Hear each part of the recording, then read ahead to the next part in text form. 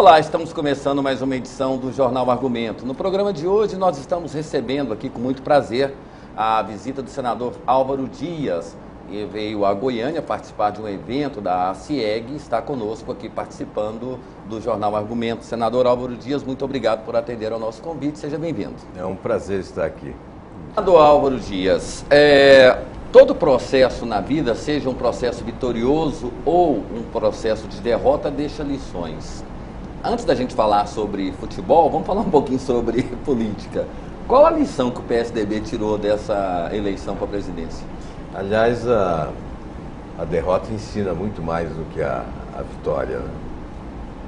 A derrota traz um ensinamento que a vitória não pode trazer, é o contrário. A vitória acoberta os erros, os equívocos, né? E a derrota os expõe. O que foi os eventuais acertos, inclusive, mesmo na derrota, existem os acertos, né? Esses acertos acabam sendo ignorados. O que se ressalta sempre são os equívocos. Nós temos que aprender com os nossos erros, sim, é evidente, mas eu não entendo que o erro ocorreu durante a campanha. A campanha é uma consequência. Nós erramos ao longo do tempo, não é? A nossa oposição não conseguiu dar volume às suas críticas, às suas denúncias. Nós fizemos oposição, o senhor acha? Mas não conseguimos o volume necessário diante da massa de divulgação do governo. O governo, uma máquina monumental de divulgação. E nós ficamos pequenos diante dessa massa de divulgação oficial, com marketing, onde, lamentavelmente, muitas vezes a mentira se sobrepõe à verdade. Aliás, nós precisamos de uma reforma política, não é, exatamente para promover algumas mudanças no modelo existente. Política ou eleitoral? A reforma tem que ser política e, evidentemente, o processo eleitoral passa por ela, será a consequência. O que ocorre hoje é que, com o modelo vigente, nós estamos favorecendo a ficção sobre a realidade, o imaginário sobre o real e a prevalência da mentira. Aquele que tem competência para trabalhar o imaginário acaba vitorioso. Isso produz uma inversão de valores no país. Estou falando em tese, de modo geral, não estou menosprezando a vitória de ninguém, não é? Mas, de modo geral, isto ocorreu. Por isso nós perdemos, inclusive, valores importantes no Senado, no Congresso Nacional. E, certamente nós temos condições de mudar isso. Há vários pontos que nós podemos até discutir aqui, se for o caso, mas, sem dúvida, a reforma política é essencial, é para agora. Doutor Edmundo, João Pedro, podem ficar à vontade. Eu só gostaria de complementar a minha pergunta. O senhor fala sobre oposição, mas em novembro agora o ex-presidente Fernando Henrique Cardoso concedeu uma entrevista fazendo vários elogios ao Lula. Inclusive o repórter perguntou a ele se o crédito da economia, da estabilização da economia era do PSDB. Ele disse que não, que o PSDB montou e que o Lula estruturou. Ontem, Aécio Neves já veio com um discurso dizendo que o PSDB tem que ser um partido mais ligado a questões sociais e também questões populares, essas coisas todas. Vocês aprenderam a fazer oposição? Olha, eu não ouvi essa fala do presidente Fernando Henrique Cardoso, mas ele quis ser muito elegante, ou foi irônico, porque, na verdade, o Plano Real é uma obra acabada do PSDB. Começou com o Itamar Franco.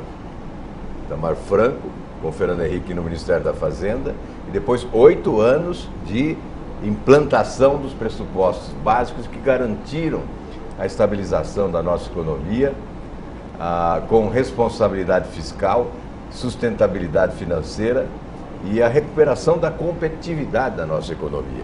O presidente Lula tem o mérito de não ter mexido nisso, de não ter desmontado esse programa. Ele manteve o programa, inclusive foi buscar Henrique Meirelles, que saiu dos quadros do PSDB, O segundo escalão do Ministério da Fazenda e Banco Central, também oriundo do governo remanescente, portanto, ele teve o bom senso de manter aquilo que estava assegurando ao país a estabilidade para que o desenvolvimento econômico pudesse ter bases sólidas e ser sustentável. Então, esse é o mérito dele. E mesmo em relação aos programas sociais, todos os programas sociais do governo Fernando Henrique são os atuais programas sociais.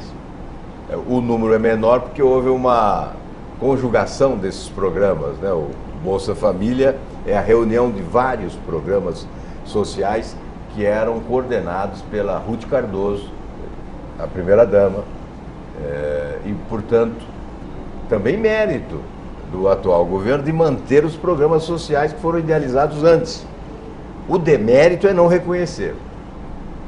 Aí é desonestidade. Você colhe os frutos de uma árvore que foi plantada por outro e desdenha de quem plantou a árvore. Não reconhece. E talvez nós não tivemos a competência necessária para deixar isso bem claro para a população brasileira. E essa questão, para finalizar minha participação aqui no primeiro bloco, esse discurso de Aécio Neves, quando ele fala que o PSDB tem que se rever e tem que estar mais ligado às questões sociais, estar mais ligados aos movimentos sociais, soa para o senhor como um PSDB muito elitista, que o PSDB sempre foi, apesar de ser o precursor e ter feito todos esses projetos sociais, mas nunca ter se envolvido na questão social, não soa mesmo assim? Ou um discurso de quem quer ser líder? Esse discurso não é novo, não é? E o Aécio faz muito bem em revivê-lo, e todos nós fazemos esse discurso há anos, né? Que temos que nos aproximar mais dos movimentos sociais, temos que estar mais próximo dos trabalhadores. Esse é um discurso já conhecido. Agora, nós temos que ter postura, né? Nós temos que adotar uma postura, e o comportamento nosso tem que ser objetivo. Eu vou dar um exemplo. Nós temos que aproveitar os temas que estão na ordem do dia do Congresso Nacional, porque eles podem ser a motivação para determinados segmentos da sociedade se aproximarem do nosso partido. Então vamos dar um exemplo. Se o governo pretende, como anunciou Lula, o marco regulatório do setor de comunicação, nós temos que aproveitar esse debate para nos aproximarmos de setores organizados da comunicação. Então, ABI, essas entidades que representam a imprensa, e a par disso tem OAB, tem CNBB.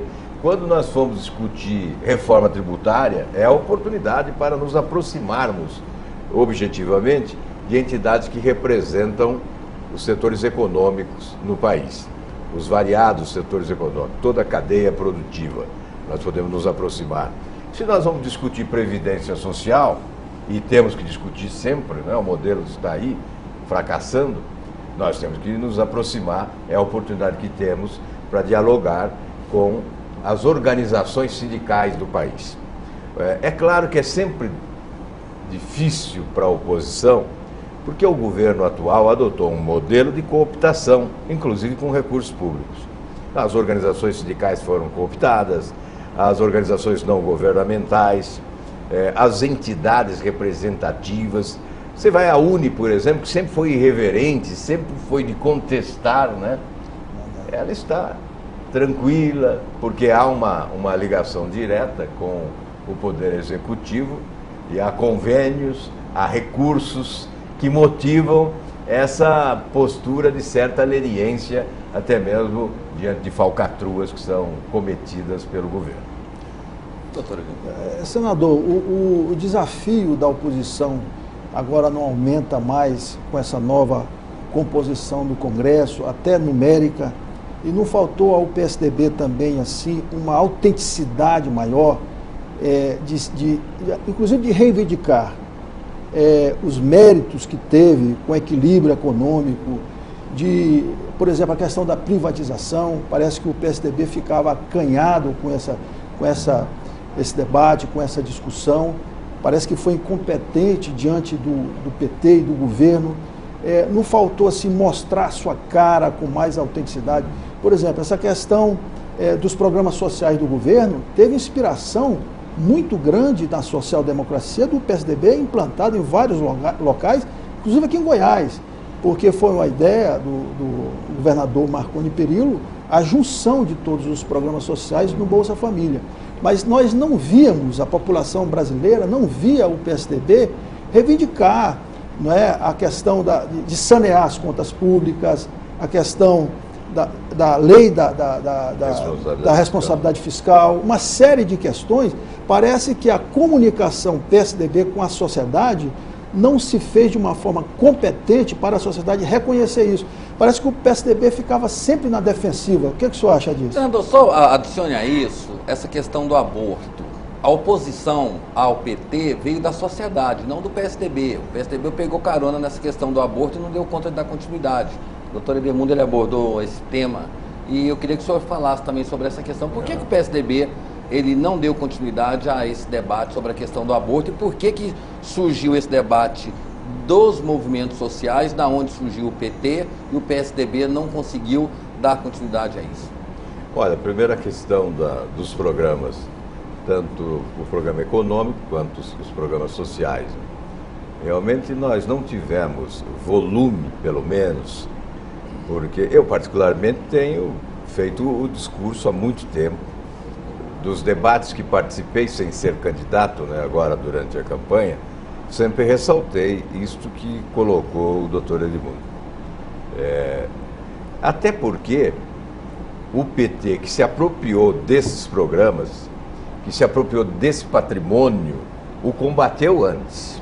Sim. E tentou impedir que ele se concretizasse. Sim. O PT foi contra o Plano Real, o PT foi contra o PROER, por exemplo, foi contra a Lei de Responsabilidade Fiscal.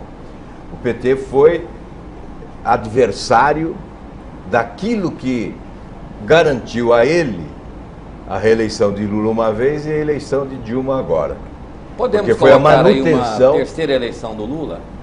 Esta eleição da Dilma é uma espécie de terceira eleição, porque ele retirou uma candidata do anonimato e colocou na presidência da República. Esse mérito ele tem, nós temos que reconhecer. Então, em relação a isso, eu concordo, acho que nós temos que fazer a nossa autocrítica. Fomos poucos a fazer esse discurso. O discurso que, em síntese, é dizer, não, esse patrimônio é nosso, não venha roubar o nosso patrimônio. Podemos até dividi-lo, mas não nos roubem aquilo que produzimos, não é? E faltou dizer isso com muita clareza para a população. Quando eu ia aqui ou ali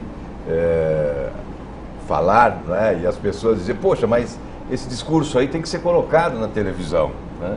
Então, isso realmente faltou. Nós achamos o seguinte, que o candidato tem que comandar o marqueteiro e não o marqueteiro comandar o candidato. O presidente Lula tem sido vitorioso em eleições porque ele comanda o marqueteiro. Verdade. Não é o marqueteiro que comanda ele. Então, neste caso, marqueteiro nenhum gosta de ir lá atrás, defender algo que aconteceu. Ele acha que tem que olhar para frente e tem que colocar as propostas, mas o povo duvida muito de propostas, de promessas, e tem razão. A campanha é um festival de mentiras, de promessas que não se cumprem. Então, aquilo que é real para a população é aquilo que já foi feito. E isso credencia. Quem fez está credenciado a obter confiança popular. Então, é claro que você tem que colocar, como diz o doutor Edmundo, os seus feitos, as suas realizações para se credenciar diante do eleitor. Mas aí quem fez foi Fernando Henrique. Vocês esconderam o Fernando Henrique durante toda a campanha? Eu não, eu sempre falei nele e não tinha, inclusive, nenhum motivo para falar. Eu acho que essa conversa também que se escondeu, o Fernando Henrique, é uma conversa que foi incutida até para semear uma certa insatisfação no PSDB. Eu creio que o PT até trabalhou bem isso aí. Porque, na verdade, não havia razão para colocar o Fernando Henrique todo dia na campanha. Até porque ele é um ex-presidente da República e ele se comporta como tal. Ele é que tem o comportamento correto e as pessoas se surpreendem. Porque o atual presidente não tem o comportamento correto. Então, o comportamento do Lula deveria ser o do Fernando Henrique. E não o comportamento do Fernando Henrique ser o do Lula. E as pessoas queriam que fosse.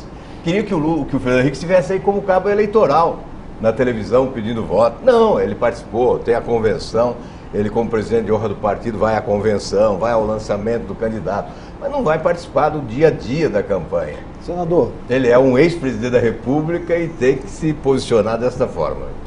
Falando em papel da oposição, as dificuldades agora maiores que a oposição vai enfrentar, inclusive perdemos quadros importantes aí, falando de oposição, doutor Vigílio, que era um grande senador, um grande tribuno, e aí aumenta a sua responsabilidade, no meu modo de ver, porque o senhor tem se destacado como essa figura nacional do PSDB. Quando nós ouvimos aí o discurso de refundação do partido, nós vivemos no Estado brasileiro, cujos partidos historicamente são fracos.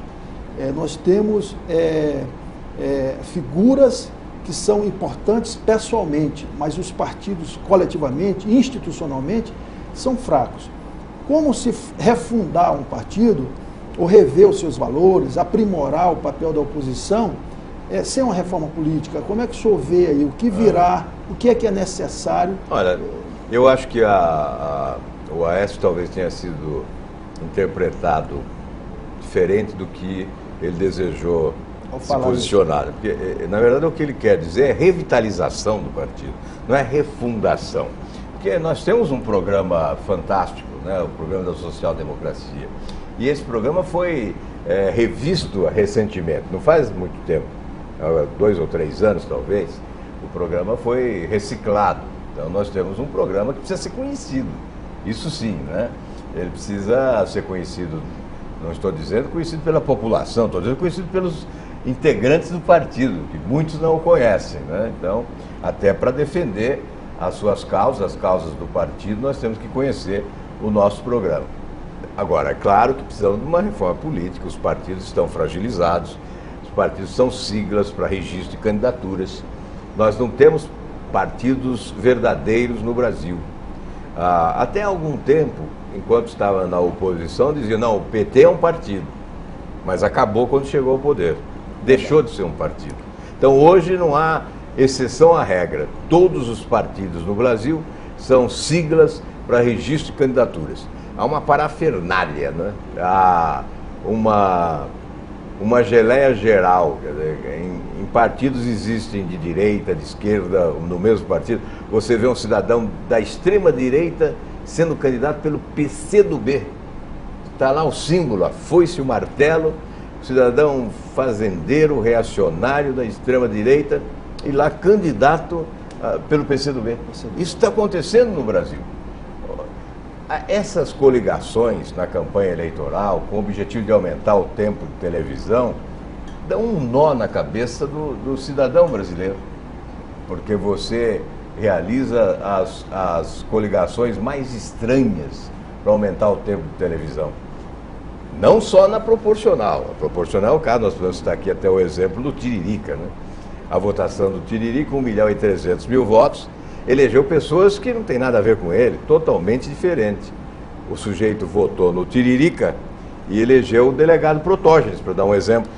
Protógenes é do PCdoB, ele não é do partido do Tiririca. Não, ele faz questão da coligação, mas ele faz é questão de deixar que existe. É isso que eu estou dizendo, essas coligações... Desculpe, só interrompê-lo. Nós temos muitos assuntos para tratar com o senhor, todos, senadores, deputados, prefeitos, presidentes, clamam por uma reforma política.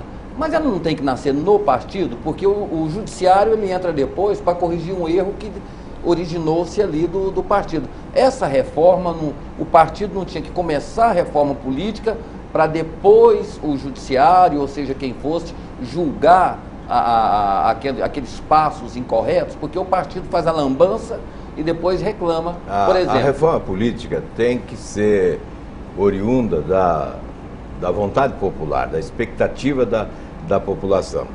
Ela é feita no Congresso Nacional, obviamente. Mas num sistema presidencialista forte como o nosso, só quando o presidente da República lidera o processo de reforma, a reforma ocorre. O presidente da República é o maior legislador do país nesse regime presidencialista forte que nós temos, com medidas provisórias sendo editadas diariamente e tomando à frente das outras proposições. Então, se o presidente da República tiver vontade política, essa reforma vai acontecer. Mas ela não pode ser realizada só no Congresso Nacional. O Congresso Nacional tem que abrir as suas portas e janelas para ouvir a sociedade. Então, os especialistas devem participar, juristas, as entidades, desse debate. Porque se for uma reforma corporativista, ela vai atender o interesse do parlamentar.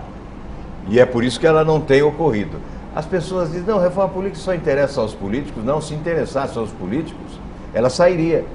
Ela não sai porque interessa mais à sociedade. Até para reduzir o impacto da corrupção eleitoral na administração pública. A corrupção na administração pública, muitas vezes ou quase sempre, começa durante a campanha eleitoral. Então, esse modelo que nós desejamos tem que conter esse processo de desonestidade que há e restabelecer a confiabilidade da população nos partidos. Hoje os partidos estão no chão, ninguém acredita em partido político no Brasil, ninguém vota em partido, sempre prevalece o candidato, exatamente porque os partidos estão desmoralizados. Então, alguém fala, precisamos do parlamentarismo, mas parlamentarismo com esses partidos, né? Nós temos, portanto, que a tal da refundação é uma refundação geral, não é a refundar um partido. Nós temos é que refundar o partido político no país. Isto sim, o partido é fundamental no processo eleitoral e no exercício da democracia.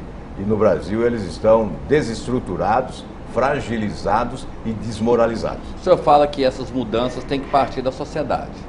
A sociedade se mobilizou e conseguiu 1.400.000 assinaturas para o projeto Ficha Limpa. Exato. Agora nós estamos tendo um debate no Supremo Tribunal Federal, porque os partidos querem escolher o 11º ministro que esteja de acordo com os interesses dos partidos. Não é jogar a esperança do povo no chão? Os partidos, coitados dos partidos, os partidos não têm nenhuma influência na escolha. Nós temos 8 ministros é o presidente lá. Da República. Sim, mas a base. Agora o PMDB, por exemplo, que é o 11º, para perdoar os ficha suja do PMDB. Aliás, o presidente da República prestou um desserviço ao Poder Judiciário, à democracia e ao país, estabelecendo como critério o interesse partidário. Quando houve a indicação do ministro Toffoli, eu fiquei quase que isolado, combatendo essa indicação, porque esta foi uma indicação partidária. E você tem razão, nós estamos prestes a receber uma nova indicação no Senado que tem como critério apenas a convivência partidária. Então, o Supremo Tribunal Federal, a Suprema Corte, tem que ser a casa onde deve morar os principais juristas do país. Esses devem ser escolhidos. Os notáveis do mundo jurídico é que devem ter prioridade para chegarem ao Supremo Tribunal Federal. E o presidente da República está desta forma fragilizando o Supremo, está reduzindo a sua importância, está amesquinhando o Supremo Tribunal Federal, na medida em que busca nos quadros partidários alguém que não tem um itinerário jurídico, não escreveu um livro, não fez doutorado, não fez mestrado, enfim, sem aqueles requisitos fundamentais para chegar ao Supremo Tribunal Federal. Nesse ponto você tem toda a razão. Não é desta forma que se escolhe. E como é que a gente partidarização, pode... a partidarização Do de uma Supremo instituição Tribunal que é Federal. uma âncora, né, da liberdade, das Uma garantias instituição onde legais. estão fincados os alicerces básicos do Estado de Direito. Não há como se macular essa instituição com interesses políticos, partidários, que são suspeitos, especialmente quando se coloca essa questão do ficha limpa, se for esse o objetivo imediato, ainda pior, né? Porque essa foi uma conquista da sociedade que nós temos que preservar. E como é que vai ser o papel do só um minutinho?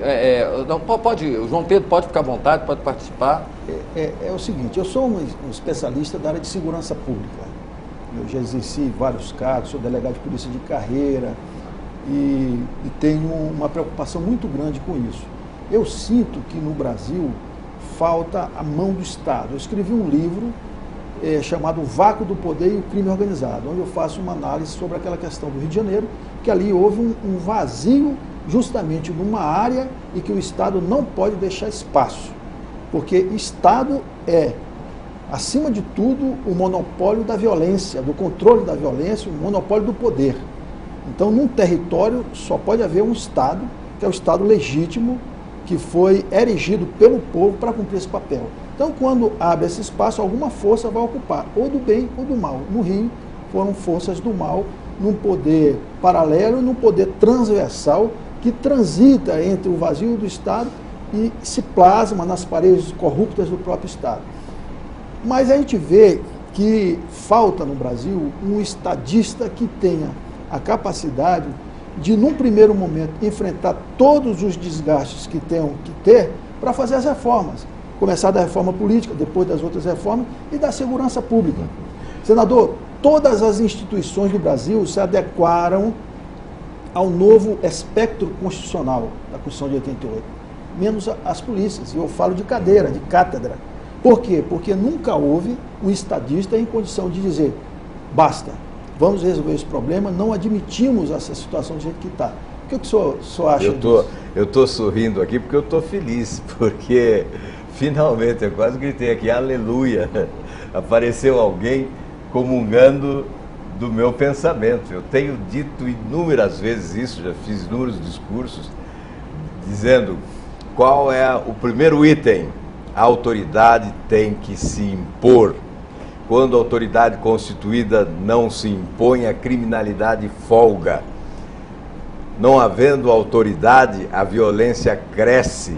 Os marginais se sentem mais poderosos do que as autoridades constituídas. Isto tem acontecido no Brasil. É claro que faltam recursos, equipamentos, etc., salário para os policiais, mas o primeiro requisito básico, indispensável para se oferecer segurança à população é a autoridade constituída se impor diante dos marginais. Por isso eu fiquei muito satisfeito ao ouvir a sua exposição. É de alguém que tem experiência, que atuou na área, tem conhecimento de causa e, portanto, vem fortalecer essa minha convicção. Daqui para frente eu vou defender com maior ânimo ainda. Deixa eu acrescentar essa discussão um dado aqui.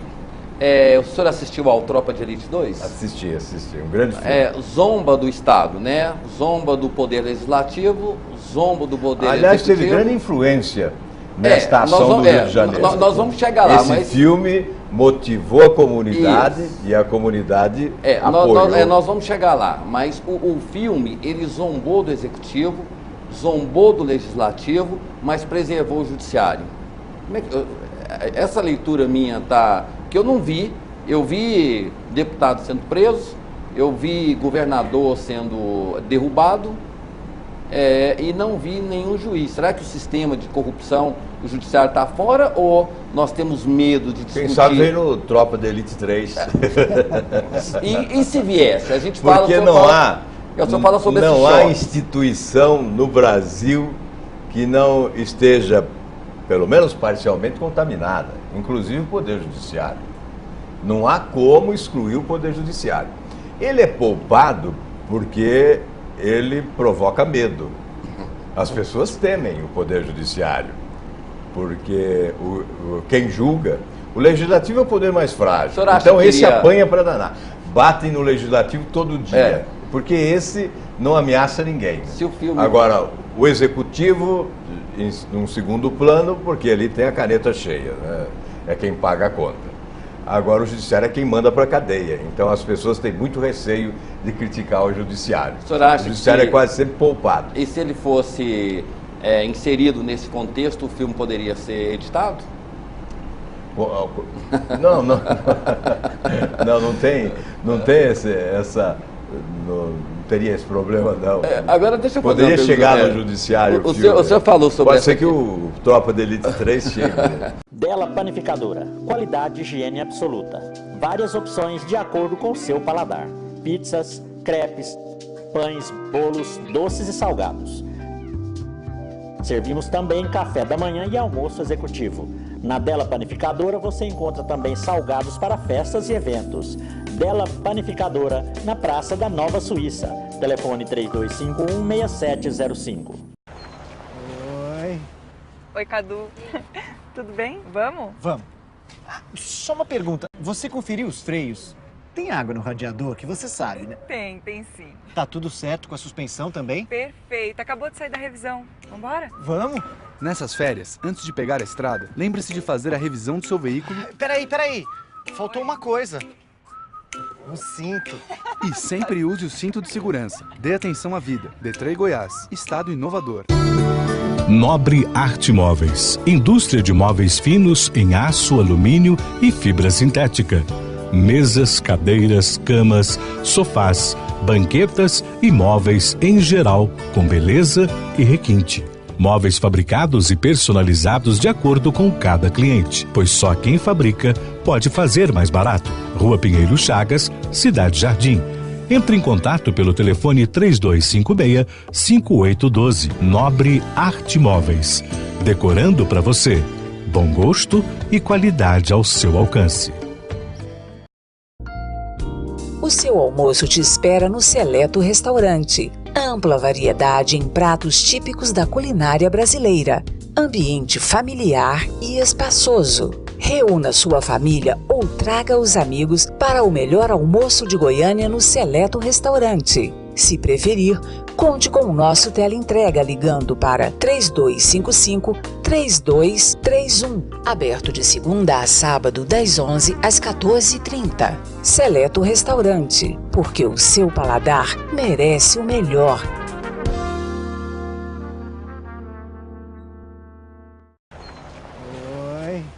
Oi, Cadu. Tudo bem? Vamos? Vamos. Só uma pergunta. Você conferiu os freios?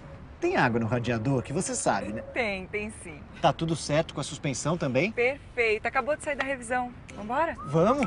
Nessas férias, antes de pegar a estrada, lembre-se de fazer a revisão do seu veículo. Peraí. Faltou uma coisa. O cinto. E sempre use o cinto de segurança. Dê atenção à vida. Detran Goiás. Estado inovador.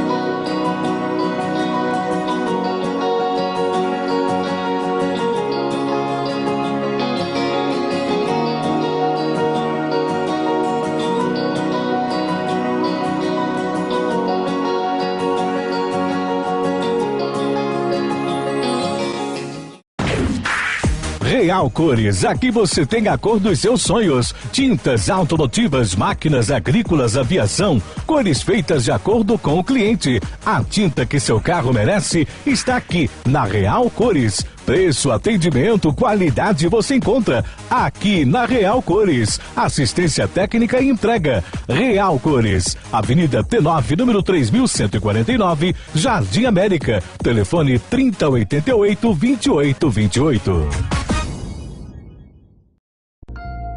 Que o Seleto Restaurante tem o melhor da culinária goiana para o seu almoço, você já sabe. E agora, uma novidade. O Seleto Restaurante também é o local para a realização de eventos. Amplo espaço, completo serviço de buffet e localização estratégica. Ao utilizar o serviço de buffet do Seleto Restaurante, você não paga pela locação do espaço. É isso mesmo. No Seleto Restaurante, você...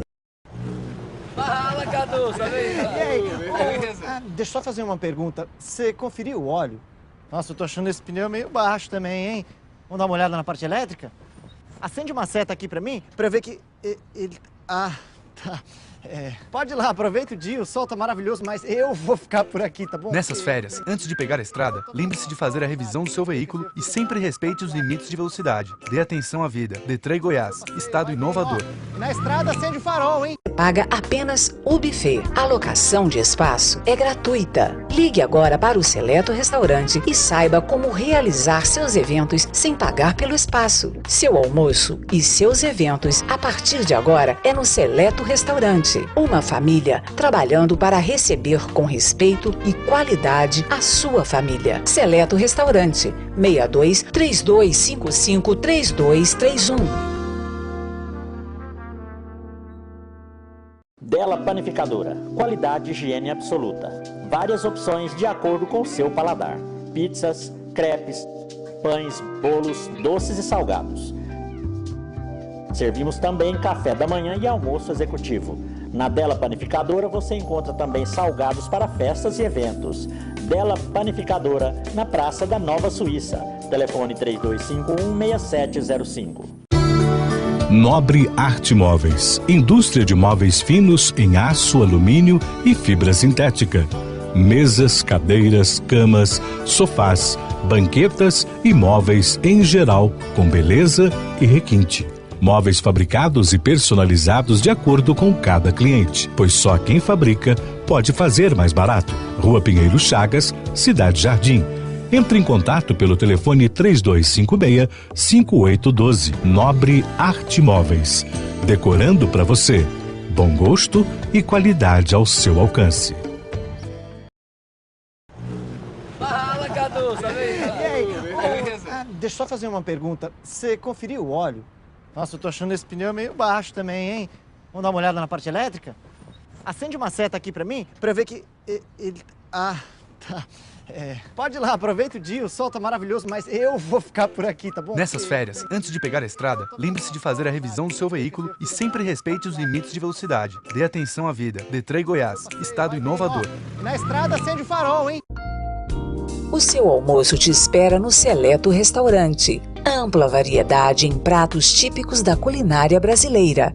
Ambiente familiar e espaçoso. Reúna sua família ou traga os amigos para o melhor almoço de Goiânia no Seleto Restaurante. Se preferir, conte com o nosso teleentrega ligando para 3255-3231. Aberto de segunda a sábado, das 11 às 14h30. Seleto Restaurante, porque o seu paladar merece o melhor.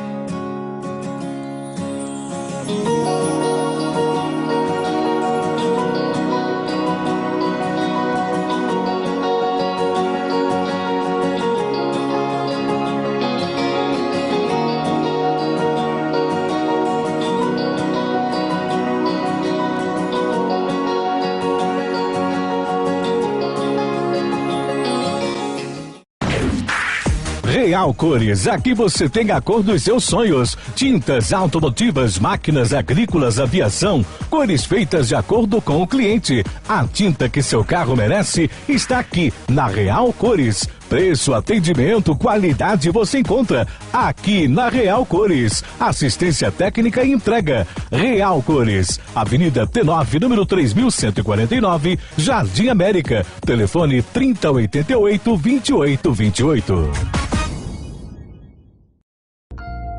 Que o Seleto Restaurante tem o melhor da culinária goiana para o seu almoço, você já sabe. E agora, uma novidade. O Seleto Restaurante também é o local para a realização de eventos. Amplo espaço, completo serviço de buffet e localização estratégica. Ao utilizar o serviço de buffet do Seleto Restaurante, você não paga pela locação do espaço. É isso mesmo. No Seleto Restaurante, você paga apenas o buffet. A locação de espaço é gratuita. Ligue agora para o Seleto Restaurante e saiba como realizar seus eventos sem pagar pelo espaço. espaço. Seu almoço e seus eventos, a partir de agora, é no Seleto Restaurante. Uma família trabalhando para receber com respeito e qualidade a sua família. Seleto Restaurante, 62 3255 3231.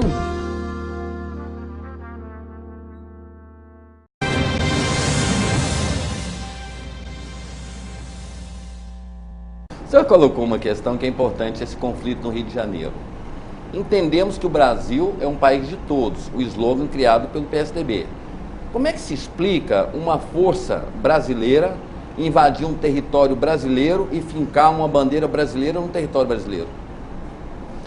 Eu acho que isso tudo Mas despertou a civilidade do cidadão. Teve gente que cantou claro. o hino nacional, reverenciou... Essa é a parte do espetáculo, né? Muitos condenaram, inclusive, o fato de ter entendido que houve espetáculo demais no Rio de Janeiro. Você contar quantas pessoas foram presas. Nenhum de terno e gravata, só chinelo. Muito poucas pessoas foram presas, eu não sei o número agora. Equipamentos também apreendidos, não é uma grande quantidade. E o espetáculo foi grande, né? Então, essa história realmente é para mexer com o brilho, despertar os civis, vai lá, coloca a bandeira, né? Reconquistamos esse território. Mas não é um tapa na cara do cidadão pobre? O senhor acha que se fosse uma ação num condomínio de luxo, entrariam tanques, entrariam soldados? Não é um retrato muito bem definido do Brasil? Olha, eu defendi a presença das Forças Armadas. Isso aconteceu tardiamente, já deveria ter acontecido há muito tempo. Nós não podemos ficar assistindo esse espetáculo de destruição das famílias, com traficantes milionários, promovendo o vício. Agora, não basta invadir lá um morro no Rio de Janeiro. É preciso chegar na faixa de fronteira, lá na tríplice fronteira, especialmente ali no meu estado do Paraná, e conter o crime organizado, contrabando de armas e de drogas. Se nós não segurarmos esse contrabando de armas e de drogas na faixa de fronteira, nós vamos continuar estimulando a criminalidade nos centros urbanizados. O combate ao crime nos grandes centros urbanos do país começa lá, na faixa de fronteira. É lá que começa. E o senhor acha que esse governo que foi eleito agora, Serra tinha um Ministério da Segurança Pública, foi um projeto derrotado. O senhor acha que esse governo agora eleito, ele vai ter autoridade para enfrentar esse problema? Olha, eu desejo que tenha. Meu receio é que não tenha competência para fazer aquilo que se exige para conter esse crescimento avassalador da violência no país. Ainda nesse episódio do Rio de Janeiro se revelou que 80% das drogas consumidas do país tem a origem lá na faixa de fronteira, especialmente no meu estado ali, que é a tríplice fronteira. Então, esse é um ponto. A organização do combate ao crime organizado na faixa de fronteira é essencial para que o governo brasileiro tenha êxito. O outro ponto, recursos. O governo tem repassado percentuais ínfimos do orçamento da União para a segurança pública no Brasil. Esse fato me levou, inclusive, a apresentar um projeto que foi aprovado no Senado, está parado na Câmara dos Deputados, que obriga a aplicação da totalidade dos recursos consignados no orçamento da União sob pena de crime de responsabilidade que estaria sujeito o presidente da República e o ministro da Justiça. O projeto aprovado no Senado parou na Câmara. O governo impediu que ele fosse aprovado. Um projeto dessa natureza é apresentado exatamente porque, na análise da execução orçamentária, nós verificamos que a execução orçamentária no setor de segurança foi pífia. O governo liberou quase nada como contribuição aos estados. De outro lado, tem que haver uma integração, né? As polícias Polícia Federal, Polícia Estadual, Polícia Municipal, onde existir. E na faixa de fronteira o Exército mesmo, porque é constitucional. Então, eu creio que se a presidente Dilma trabalhar nessa direção, ela pode ter êxito. Aí a gente entende reformas. Foi mantido Nelson Jobim, então está tudo bem no Ministério das Defesas. O Ministério da Justiça há muito tempo perdeu o status do Ministério da Justiça, virou um Ministério de Articulação Política. Da onde o senhor acha que pode vir isso? Olha, eu não sei se esse ministério tem vida longa. Aliás, hoje eu fiz um pronunciamento no Senado exatamente nessa direção. Esse modelo de escolha de ministros é um deboche à sociedade. É um ministério fraco, porque os critérios da competência, da qualificação técnica e profissional e da probidade passam ao largo, ficam quilômetros de distância, escolhem em função do interesse partidário, indicação de partidos políticos. Então, a qualidade do governo acaba sendo sofrível. O Brasil não merece isso. Olha, esse ministério está longe de ser o Ministério dos Sonhos do povo brasileiro. Mas chamam isso de governabilidade. Inclusive o PSDB chamava esses pactos entre partidos de governabilidade. Isso é um absurdo. Isso é um absurdo. Falta aquilo que o doutor Edmundo disse, autoridade, liderança. Eu, quando fui governador, eu compus o meu governo. Não queria saber se tinha votado em mim, de que partido era. Procurei escolher os melhores. E recebi o apoio. Olha, quem chega ao governo com apoio popular, é eleito, teve apoio popular. Se no início, ao mostrar a cara do governo, adota medidas que assegurem apoio popular, a classe política vai a reboque.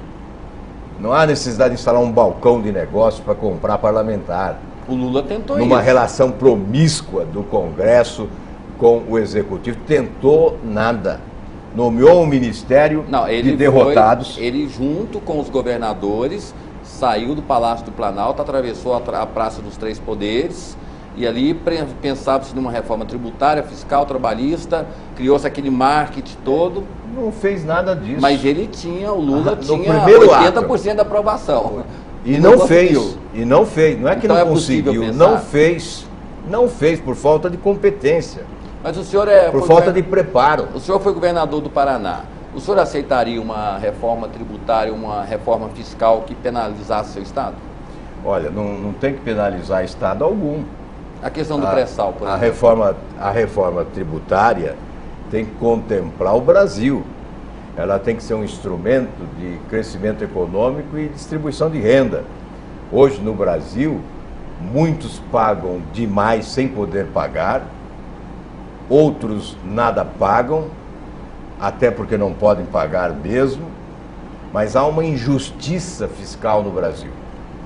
Aqueles que pagam demais acabam sendo vítimas, porque estabelece-se uma concorrência desigual. E mesmo entre os estados. Por isso que surgiu a guerra fiscal, né? Então, a reforma tributária tem que trabalhar exatamente a modernização dos mecanismos de arrecadação e distribuição dos tributos, nos aproximando mais dos modelos praticados na Europa e nos Estados Unidos, porque essa distância nos coloca em desvantagem até quando nós competimos internacionalmente. Os nossos exportadores, os nossos produtores acabam em desvantagem na competição internacional, porque o nosso modelo tributário é ultrapassado. É um modelo tributário do terceiro mundo, quarto mundo, quinto mundo. Mas atrelado ao sistema fiscal que mantém a máquina. Se a gente mudar isso aí, a balança vai pender para um lado. O governo não para de gastar. Então tem que arrecadar. Chegamos aí a 1 trilhão e 200 bilhões. Quem diz que o modelo tributário nosso é bom e que tem que presidente cobrar Lula. Muito imposto mesmo é o Lula. Ele disse. Mas eu não ouvi mais ninguém falar isso, além dele. O Lula se considera acima do bem e do mal e ele pode agredir a realidade a todo momento. Ele está agredindo a realidade. essa política tributária do Brasil esmaga a produção.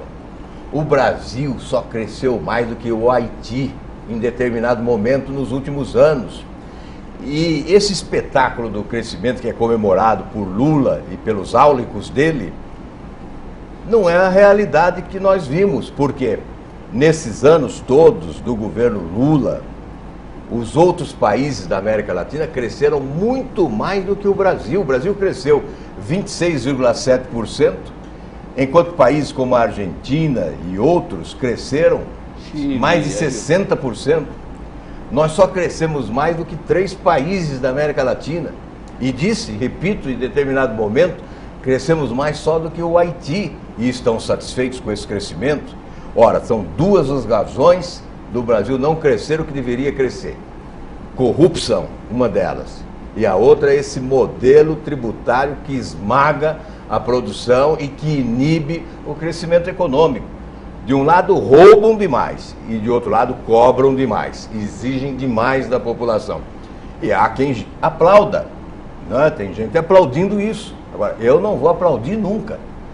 Mas é uma teoria meio maquiavelista, os fins justificam os meios, a gente rouba aqui e divide um pouquinho ali e fica tudo bem? Pois é, isso que tem que ser combatido, né? Isso é que tem que ser combatido. O Brasil desperdiça bilhões 40 todos bilhões. os anos, porque os grandes conglomerados econômicos do mundo, as chamadas empresas multinacionais, escolhem para investir países onde o índice de corrupção é menor. E por isso deixam de investir no Brasil e nós desperdiçamos oportunidades. Se nós tivéssemos, isso quem diz é a Transparência Internacional, que tem sede na Alemanha, o mesmo índice de corrupção da Dinamarca, nossa renda per capita seria 70% maior do que é hoje. Ou seja, cada brasileiro estaria ganhando 70% a mais do que ganha hoje. Então é claro que nós temos que combater isso. O Lula passa a mão na cabeça dos desonestos, né? Quer limitar a capacidade de fiscalizar do Tribunal de Contas, transforma o Brasil num paraíso do superfaturamento de obra. Dá para fazer 3 vezes mais o que estão fazendo com o dinheiro que estão gastando. E isso é tudo bonito, então tem que reeleger. Mas aí nós vamos partir para o início da nossa conversa aqui. O João Pedro pode participar mais, está caladinho até agora. Né? Mas assim, o Serra, ele disse durante toda a campanha que ele ia dar continuidade às coisas que o Lula estava fazendo. Exatamente, porque o Lula estava dando continuidade ao que o Fernando Henrique estava fazendo. A questão não é o que está fazendo. O que está fazendo é o óbvio, é o que tem que ser feito. Ninguém inventa, não é? Na verdade, como dizia o Chacrinha, né? Nada se cria, tudo se copia. A questão é fazer bem, é como fazer, não é? É como fazer. Então é evidente, se você pode fazer o que está sendo feito, ou se você pode fazer 3 vezes mais o que está sendo feito com o mesmo dinheiro, por que não optar por quem pode fazer 3 vezes mais o que está sendo feito com o mesmo dinheiro? Eu vou dar um exemplo. Reformaram lá o Palácio do Planalto. Agora, olha, eu estou estarrecido. Gastaram 111 milhões de reais na reforma do Palácio do Planalto. Eu passo em frente e fico pensando, mas aonde colocar esse dinheiro? Toda essa dinheirama, aonde foi colocada? O Palácio do Planalto não é um enorme de um palácio. Quem conhece o interior dele e vê que aí fica mais estarrecido ainda. E o pior, a reforma não deu certo. Infiltrações, vazamento de água, o presidente ficou preso no elevador, ficou nervoso, vai ter que fazer a reforma da reforma. 111 milhões de reais. Agora querem comprar um avião por mais de 400 milhões de reais. E o Aerolula, o que vão fazer com o Aerolula? Vão explodir o Aerolula no ar para comprar um novo avião? Antes de saber o que vai ser feito com o Aerolula, eu queria algumas respostas do senhor. Durante a campanha falou-se de um salário mínimo de R$600. Prometeu-se aí a questão do reajuste dos aposentados. O pacotinho de bondade veio de todos os lados.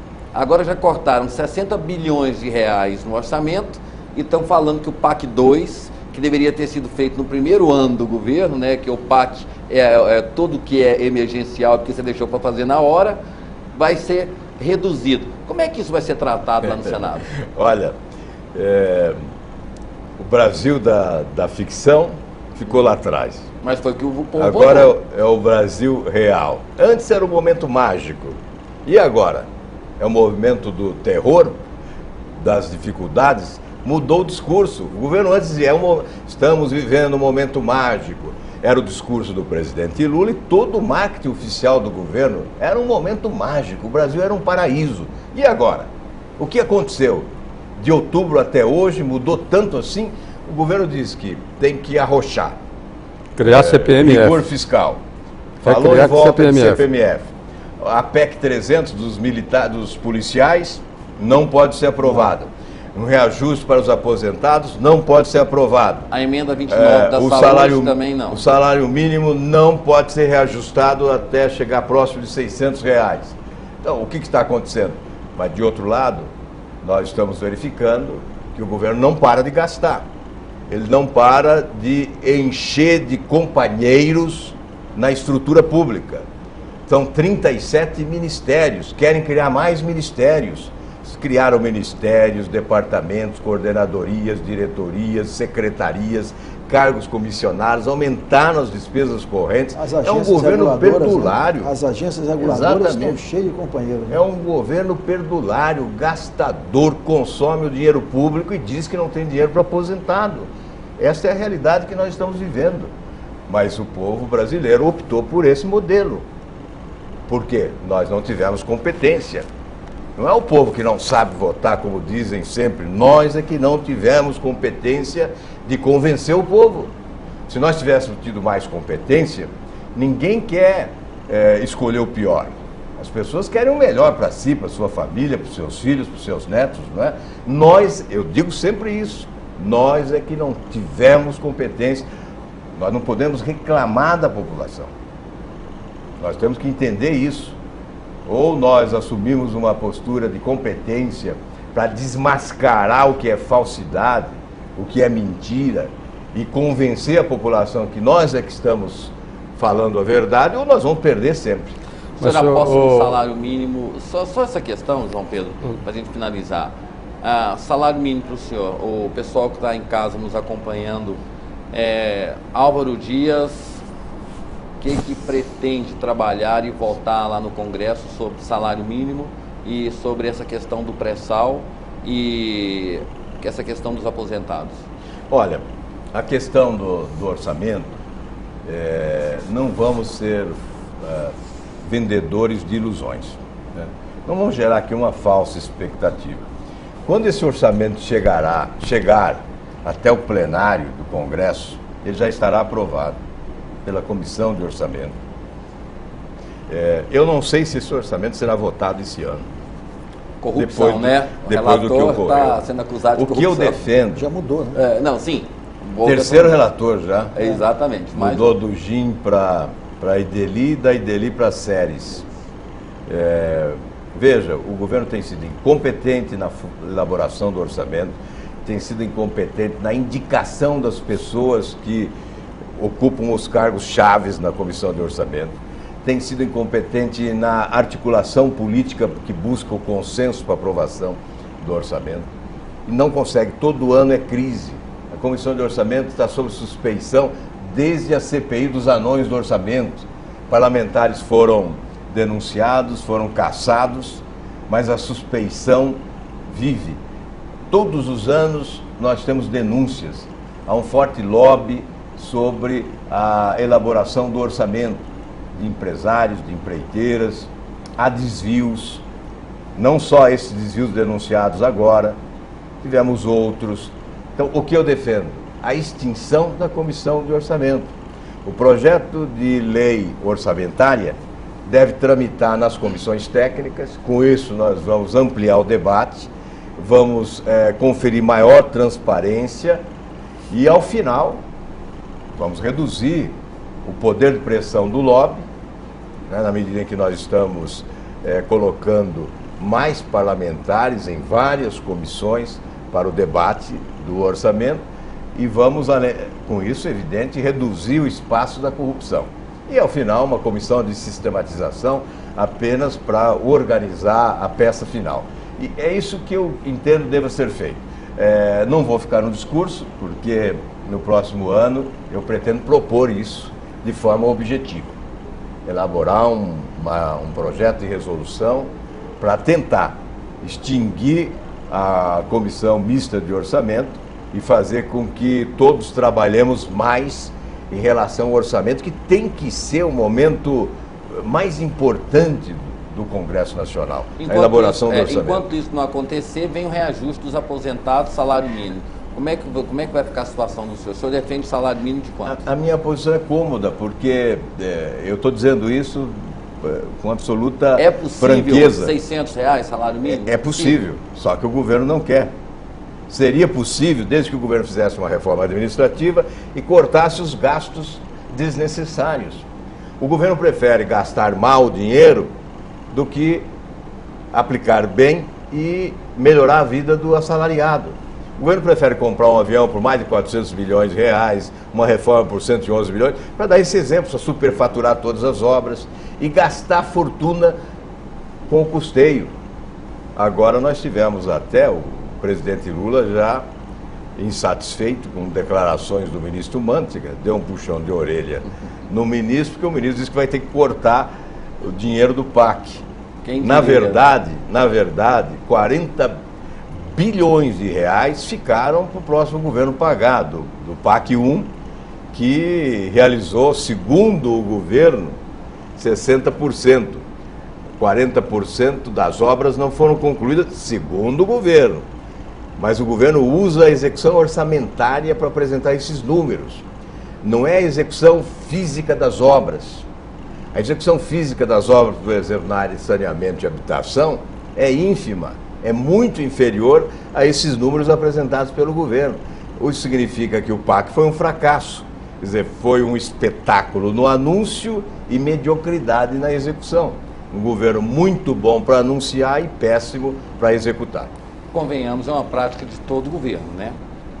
Não, tem governo mais competente que outro, né? Para anunciar ou para trabalhar? Porque para anunciar, todos vêm do Brasil. Tem governo que até é ruim para anunciar. Por exemplo, do Fernando Henrique Cardoso, todos dizem que foi ruim para anunciar. E nós até hoje estamos dizendo isso. Não, ele que foi, o PSDB é ruim para anunciar. Não, ele foi revolucionário. A reeleição de Fernando Henrique Cardoso foi a primeira no Brasil que se fez uma eleição para presidente regionalizado. Aqui em Goiás, nós acompanhávamos a obra de Fernando Henrique em Goiás. Lá no Paraná, o senhor acompanhou as obras no Paraná. Fernando Henrique revolucionou. A primeira reeleição, né? Aliás, é bom dizer que eu não sou favorável à reeleição, não deu certo no Brasil. A reeleição pode ser bom para outros países, para o Brasil não. É o que se vê com o uso da máquina abusivamente, né? É um confronto desigual, né, entre os concorrentes. Quem está colocado confortavelmente pilotando a máquina leva uma vantagem extraordinária, aí gastos desnecessários, se compromete inclusive o orçamento, o prejuízo é da população. Mas é evidente que em relação a governos que são melhores de marketing do que outros, né? Sabe anunciar melhor, sabe explorar melhor. Talvez eu não sou contra. Talvez o produto Lula tenha sido mais fácil. Eu não sou contra, viu, que se explore com a publicidade os feitos do governo.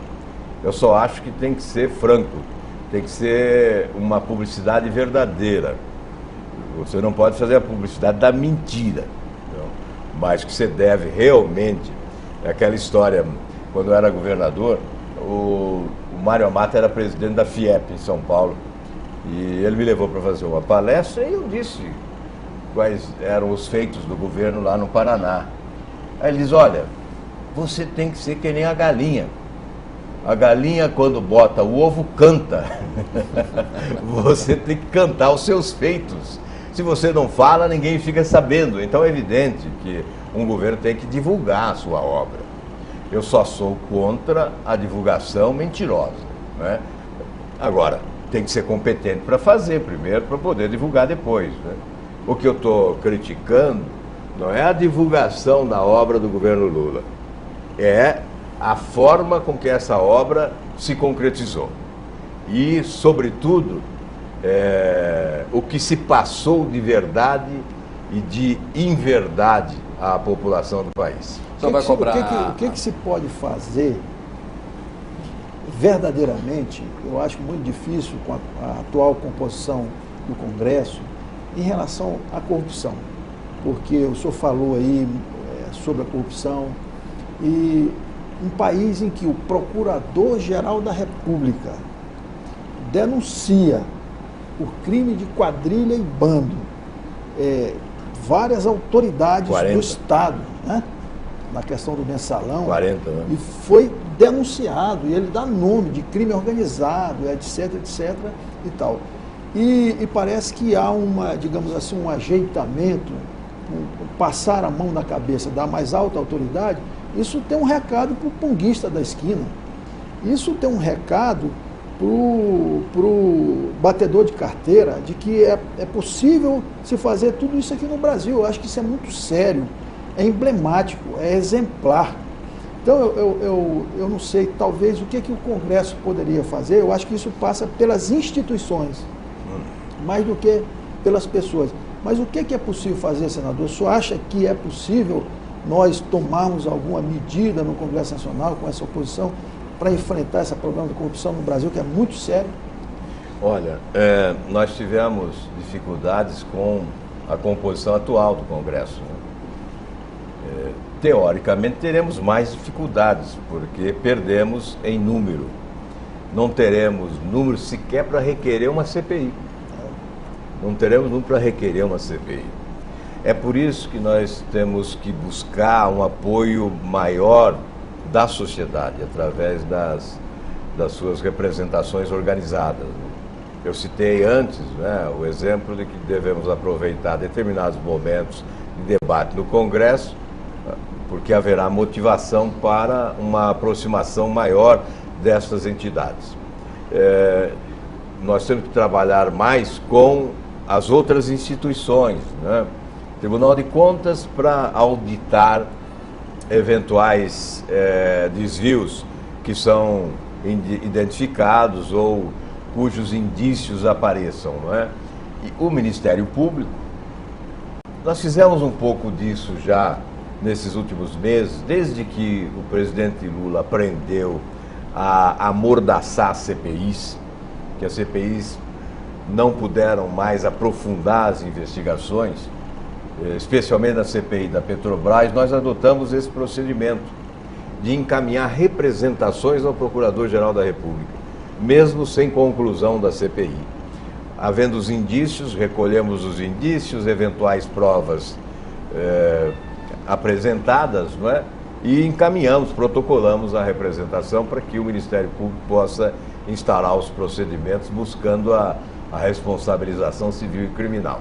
Isso nós vamos ter que fazer muito, porque vamos ter dificuldade no parlamento de realizar a investigação política. Então vamos ter que tentar a investigação judiciária, motivar o Ministério Público a realizar a investigação judiciária. Della Panificadora. Qualidade e higiene absoluta. Várias opções de acordo com o seu paladar.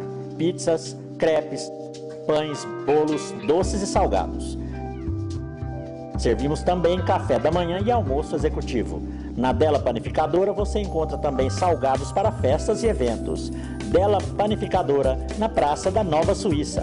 Telefone 3251-6705. Oi, Cadu. Tudo bem? Vamos? Vamos. Só uma pergunta. Você conferiu os freios? Tem água no radiador, que você sabe, né? Tem sim. Tá tudo certo com a suspensão também? Perfeito. Acabou de sair da revisão. Vambora? Vamos. Nessas férias, antes de pegar a estrada, lembre-se de fazer a revisão do seu veículo. Peraí. Faltou uma coisa. Um cinto. E sempre use o cinto de segurança. Dê atenção à vida. Detran e Goiás. Estado inovador. Nobre Arte Móveis. Indústria de móveis finos em aço, alumínio e fibra sintética. Mesas, cadeiras, camas, sofás, banquetas e móveis em geral, com beleza e requinte. Móveis fabricados e personalizados de acordo com cada cliente, pois só quem fabrica pode fazer mais barato. Rua Pinheiro Chagas, Cidade Jardim. Entre em contato pelo telefone 3256-5812. Nobre Arte Móveis. Decorando para você. Bom gosto e qualidade ao seu alcance. O seu almoço te espera no Seleto Restaurante. Ampla variedade em pratos típicos da culinária brasileira. Ambiente familiar e espaçoso. Reúna sua família ou traga os amigos para o melhor almoço de Goiânia no Seleto Restaurante. Se preferir, conte com o nosso teleentrega ligando para 3255-3231. Aberto de segunda a sábado, das 11 às 14h30. Seleto Restaurante, porque o seu paladar merece o melhor.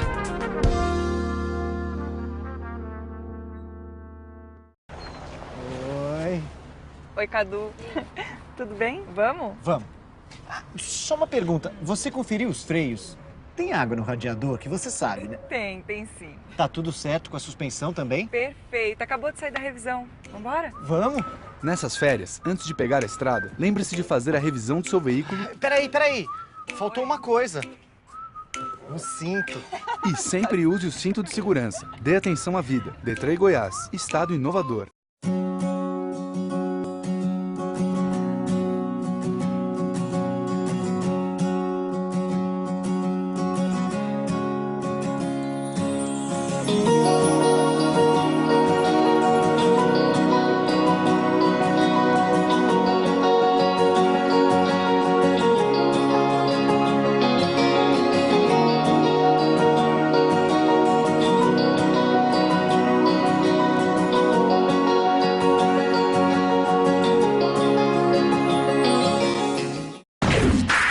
Real Cores, aqui você tem a cor dos seus sonhos. Tintas automotivas, máquinas agrícolas, aviação, cores feitas de acordo com o cliente. A tinta que seu carro merece está aqui na Real Cores. Preço, atendimento, qualidade você encontra aqui na Real Cores. Assistência técnica e entrega. Real Cores, Avenida T9, número 3149, Jardim América. Telefone 3088-2828.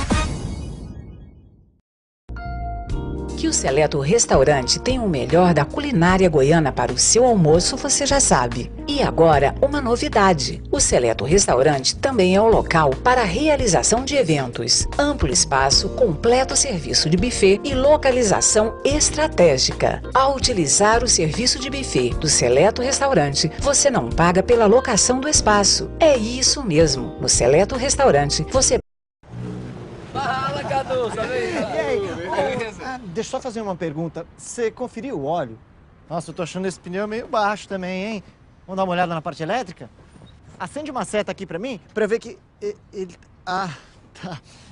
Pode ir lá, aproveita o dia, o sol tá maravilhoso, mas eu vou ficar por aqui, tá bom? Nessas férias, antes de pegar a estrada, lembre-se de fazer a revisão do seu veículo e sempre respeite os limites de velocidade. Dê atenção à vida. Detran Goiás. Estado inovador. E na estrada acende o farol, hein? Paga apenas o buffet. A locação de espaço é gratuita. Ligue agora para o Seleto Restaurante e saiba como realizar seus eventos sem pagar pelo espaço. Seu almoço e seus eventos, a partir de agora, é no Seleto Restaurante. Uma família trabalhando para receber com respeito e qualidade a sua família. Seleto Restaurante, 62-3255-3231. Della Panificadora. Qualidade e higiene absoluta. Várias opções de acordo com o seu paladar. Pizzas, crepes, pães, bolos, doces e salgados. Servimos também café da manhã e almoço executivo. Na Della Panificadora você encontra também salgados para festas e eventos. Della Panificadora, na Praça da Nova Suíça. Telefone 3251-6705. Nobre Arte Móveis. Indústria de móveis finos em aço, alumínio e fibra sintética. Mesas, cadeiras, camas, sofás, banquetas e móveis em geral, com beleza e requinte. Móveis fabricados e personalizados de acordo com cada cliente, pois só quem fabrica pode fazer mais barato. Rua Pinheiro Chagas, Cidade Jardim. Entre em contato pelo telefone 3256-5812. Nobre Arte Móveis. Decorando para você. bom gosto e qualidade ao seu alcance. Fala, Cadu, e aí? Deixa eu só fazer uma pergunta. Você conferiu o óleo? Nossa, eu tô achando esse pneu meio baixo também, hein? Vamos dar uma olhada na parte elétrica? Acende uma seta aqui pra mim, pra eu ver que ele... Ah, tá. Pode ir lá, aproveita o dia, o sol tá maravilhoso, mas eu vou ficar por aqui, tá bom? Nessas férias, antes de pegar a estrada, lembre-se de fazer a revisão do seu veículo e sempre respeite os limites de velocidade. Dê atenção à vida. Detran Goiás, estado inovador. Na estrada acende o farol, hein? O seu almoço te espera no Seleto Restaurante. Ampla variedade em pratos típicos da culinária brasileira.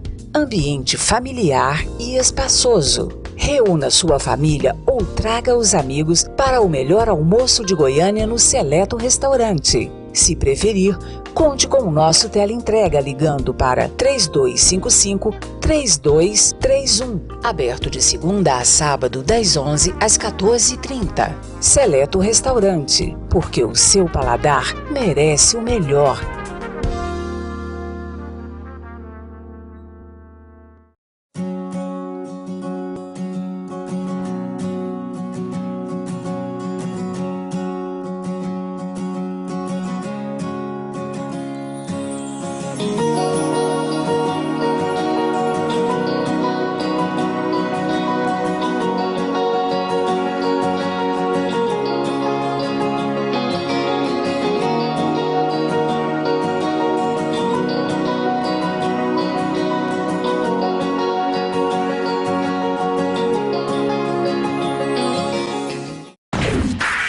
Real Cores, aqui você tem a cor dos seus sonhos. Tintas automotivas, máquinas agrícolas, aviação, cores feitas de acordo com o cliente. A tinta que seu carro merece está aqui na Real Cores. Preço, atendimento, qualidade você encontra aqui na Real Cores. Assistência técnica e entrega. Real Cores, Avenida T9, número 3149, Jardim América. Telefone 3088-2828. Que o Seleto Restaurante tem o melhor da culinária goiana para o seu almoço, você já sabe. E agora, uma novidade. O Seleto Restaurante também é o local para a realização de eventos. Amplo espaço, completo serviço de buffet e localização estratégica. Ao utilizar o serviço de buffet do Seleto Restaurante, você não paga pela locação do espaço. É isso mesmo. No Seleto Restaurante, você paga apenas o buffet. A locação de espaço é gratuita. Ligue agora para o Seleto Restaurante e saiba como realizar seus eventos sem pagar pelo espaço. Seu almoço e seus eventos, a partir de agora, é no Seleto Restaurante. Uma família trabalhando para receber com respeito e qualidade a sua família. Seleto Restaurante, 62-3255-3231.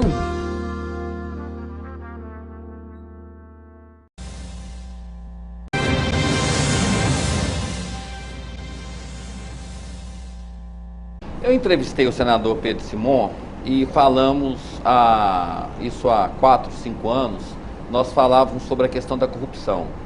Ele lamentava o fato que a CPI dos anões, ela puniu os parlamentares, mas não puniu as empreiteiras.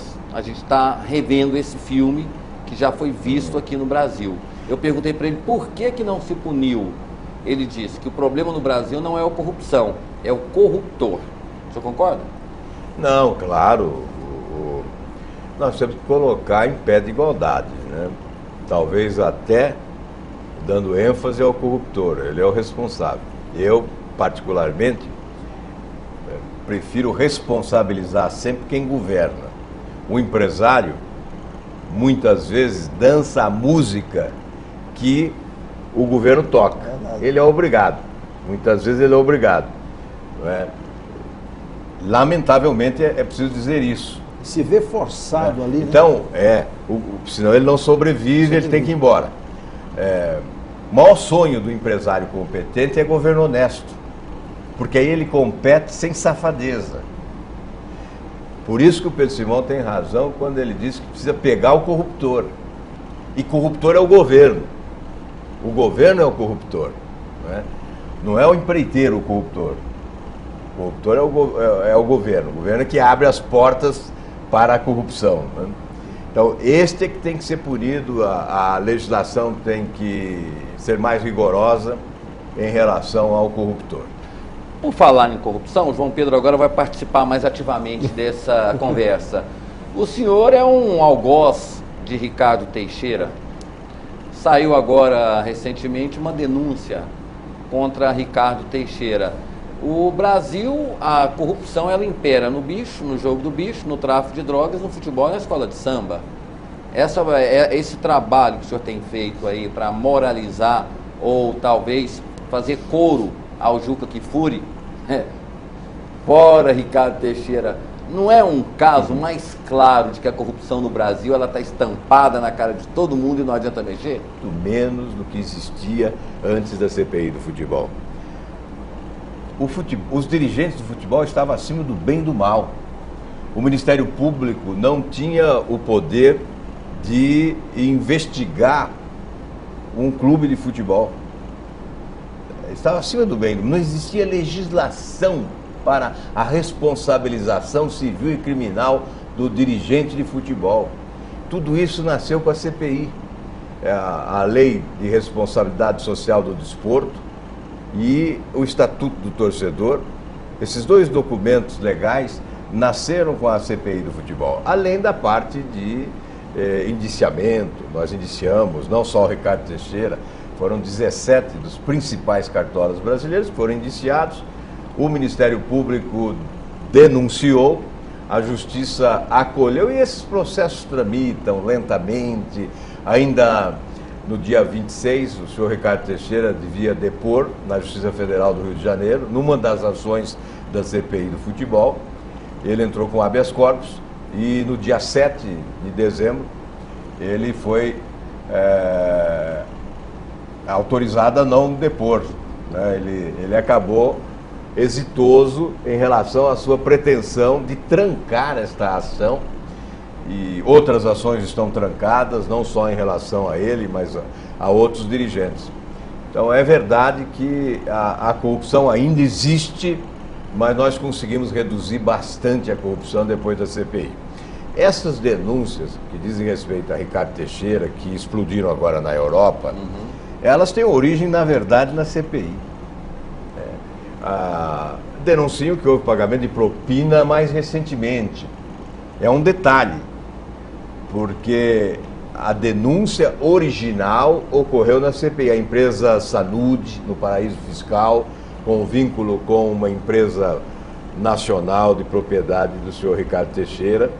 Essas transações suspeitas, né, do paraíso fiscal com a declaração de renda de Ricardo Teixeira, os empréstimos com juros subsidiados, são empréstimos virtuais, na verdade, fictícios, né? Enfim, há uma mágica financeira.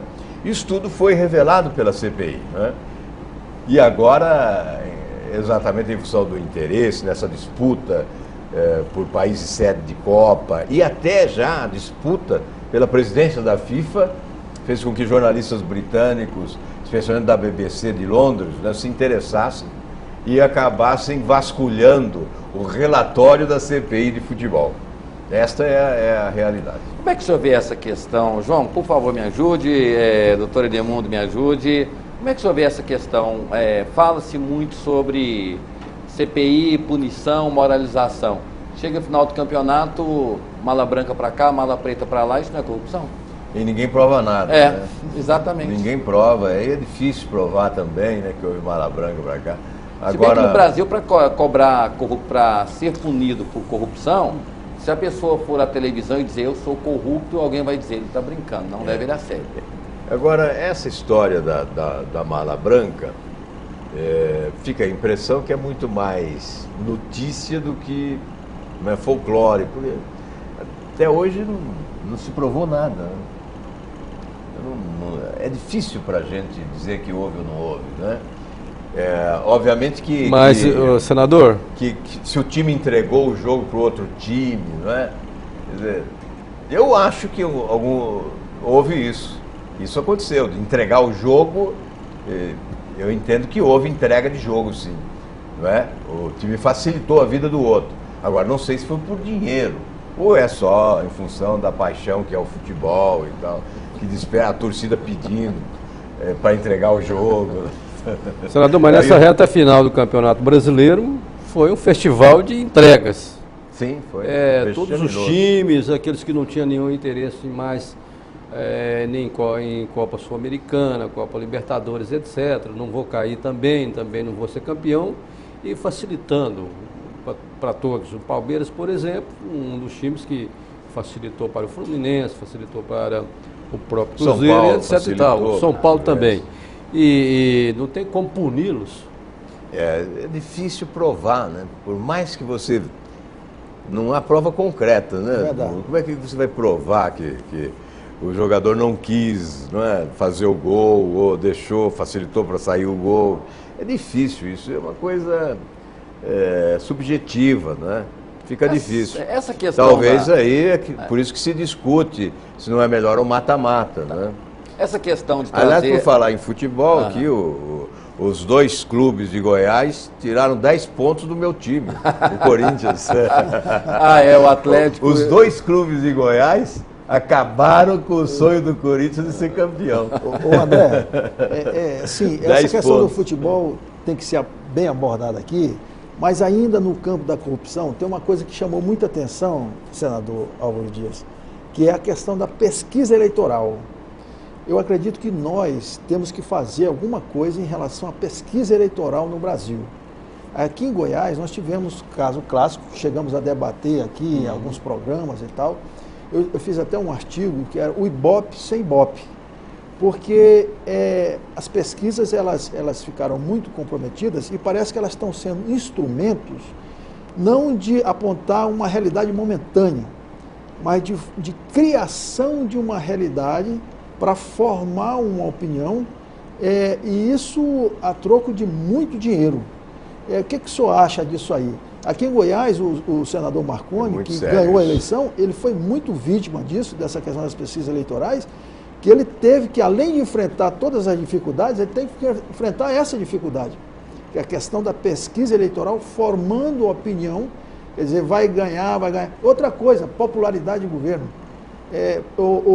Coisas sérias, pesquisa sobre aferição de serviços públicos. Será que é isso mesmo? Será que essa popularidade está assim tão elevada? Eu acho que aqui no Brasil precisamos rever isso aí. Público, né? É muito sério. Público, né? Exato. Muito sério. Qual tipo de serviço público? Isso. Nós tivemos, principalmente no primeiro turno, a desmoralização dos institutos de pesquisa. E foram perversos, né?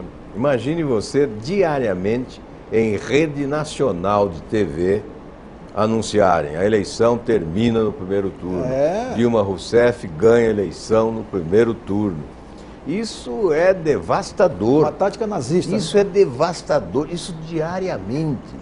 Por isso que eu considero uma vitória fantástica do Serra ter chegado ao segundo turno.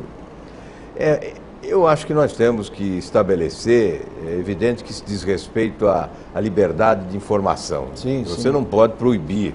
Sim. Mas nós temos que estabelecer aí um prazo que anteceda as eleições para a divulgação das pesquisas. 15 dias? 15 dias são suficientes? Nós temos que pensar nisso. E mecanismo para responsabilizar os institutos por eventuais danos. Mas isso também é subjetivo. Como é que você vai provar que um candidato perdeu a eleição porque o Instituto de Pesquisa o prejudicou? É uma questão subjetiva. Eu elaborei um projeto já há alguns anos e não o apresentei porque criaria polêmica, geraria polêmica e nós não chegaríamos a um entendimento sobre como formular uma orientação para essa questão das pesquisas. Tem algum paradigma em outro país que a gente possa se espelhar? O que tem é mais seriedade de institutos, né? Mais respeito à opinião pública, porque eu não conheço legislação inovadora a respeito. Né? Mas não estaria muito Agora, ligado? Como é que você vai admitir também que alguém ganhe fortunas com um instituto de pesquisa, distorcendo a realidade, influenciando na decisão do eleitor e vá para casa com o bolso cheio e nada acontece. Mas aí não há uma promiscuidade? Por exemplo, eu me lembro que enquanto Dilma Rousseff anunciava que ganharia no primeiro turno, de acordo com as pesquisas, o PSDB falava que tinha pesquisas qualitativas que davam a vitória à Serra. E não podia divulgar, porque não eram pesquisas registradas e não tinha os órgãos de comunicação para divulgar essas pesquisas. Essa é a questão. Eu acho que nós podemos legislar também para estabelecer o seguinte: o Instituto trabalha para uma emissora de televisão, uma rede nacional de TV ou um jornal, não pode trabalhar para partido político e para candidato. Então, ganham de todos os lados, ganham do candidato, ganham do partido político e ganham das emissoras. Isso é preciso estabelecer uma norma. Só tem um instituto no Brasil que é diferente, é o Datafolha. Ele só trabalha para a Folha de São Paulo. É verdade. Por isso ele acaba sendo o instituto mais acreditado, né? Porque não trabalha para candidatos e nem para partidos políticos. Trabalha para o jornal apenas. O João vai falar com o senhor, mas a gente debate e a gente sempre tem algo ainda a ser esclarecido. O papel de oposição no Brasil, ele é um papel de chorar. O papel de situação é de blindar. Quando se investe isso, os partidos assumem tranquilamente essa função. Por exemplo, o PSDB blindou muito o governo Fernando Henrique. O PT reclamava disso. Agora o PT blinda o governo Lula e o PSDB reclama disso. Só que o PSDB está reclamando daquilo que ele fez para o Fernando Henrique. Aí fala-se sobre esse processo todo de mudança. A cabeça do telespectador fica louca, não fica não? Do eleitor não fica louca? Você tem razão. Agora, eu não me coloco nesse cenário porque até sou vítima por adotar um comportamento diferente, né? Eu não blindei o PSDB e tive que sair do partido.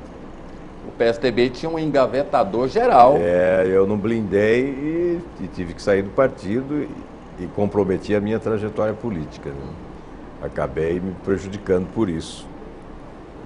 Na verdade, deixei de ser governador do Paraná por agir dessa forma que deve ser a correta, né? Você não blindar. Você tem que combater a corrupção, mesmo que ela esteja na sua própria casa. Você combater a corrupção na casa do vizinho e deixar que ela viceje ao seu redor, não é? Na verdade, eu não estava combatendo a existência da corrupção. Eu estava querendo saber se existia corrupção, porque eu queria investigar. Então, esse foi o problema que ocorreu. Eu acho que nós temos que colocar em primeiro lugar o interesse público. E se há uma denúncia contra o nosso partido, nós temos que admitir que a investigação ocorra. Eu vou dar um exemplo. Eu fui governador. Um deputado de oposição quis instalar uma CPI para investigar a corrupção na Secretaria de Saúde. Eu pedi para todos assinarem. Assinem, instalem a CPI. Ocorre que eu já estava investigando. Instalei uma sindicância administrativa e um inquérito administrativo. E concluí antes que a CPI se instalasse. Demiti e encaminhei ao Ministério Público. Acabei com a CPI antes que ela se instalasse. Mas autorizei a todos assinarem a CPI. Aí eles próprios depois. O senhor é um político sério.